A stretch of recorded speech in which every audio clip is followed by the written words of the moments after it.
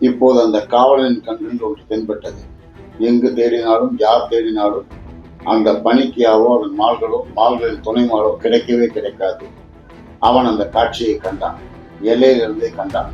சுக்கல் சுக்கலாய் அவர்கள் உருக்கிய காட்சியை. அந்த ஐவரும் காவலன் மேல் பெருமை கொண்டனர். ஆனால் பரமன் மேல் ஆத்திரம் கொண்டனர், இவன் வெறியன் என்று. காரணம், அந்த ஐவர் குழு வந்து விசாரித்த போது மெல்கி எதிர்த்தார். ஐவர் தங்களின் உயர்ந்த விஞ்ஞானம் மூலம் அடையாளம் காட்டினர், பயமுறுத்தினர். அத்தனை நடந்த போதும் மற்ற நால்வரும் விவேகமாய் தங்களின் எதிர்ப்பை காட்ட மடத்தனமாய் எதிர்த்தான் பரமன். தாய் தந்தையும் இல்லாத மிருகத்திலும் பேரான ஜந்துக்களை. உங்களின் விஞ்ஞானம் இருக்கட்டும், ஒரு 5 நாள் என் கியாவில் உன்னால் இருக்க முடியுமா? உன் நகம் படம் காட்டுகிறது, அது உறைந்து போகும். என் கியாவை வெற்றி கொண்டு அப்புறம் மெல்கியை வெல்லலாம் என்றான். அவர்களும் போய்த்தான் பார்ப்போமே என்று ஒரு நாள் ஒளியான பின் அவர்கள் விஜயம் செய்தனர்.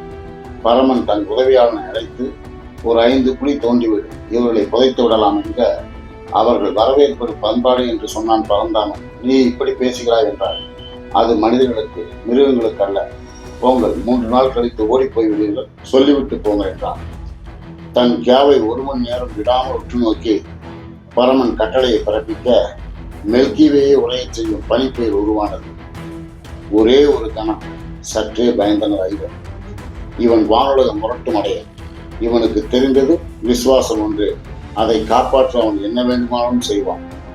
அதனாலேயே அவனுக்கு உறைபனி மிசோனாவை கொடுத்து, அதில் மனிதர்களே இல்லாமல் ஒரு நாள் உன் மிசோனாவிற்கு மனிதனும் உண்டு, அதுவரை தனிக்காட்டு பிதா நீ என்று பதவி கொடுத்தார்கள்.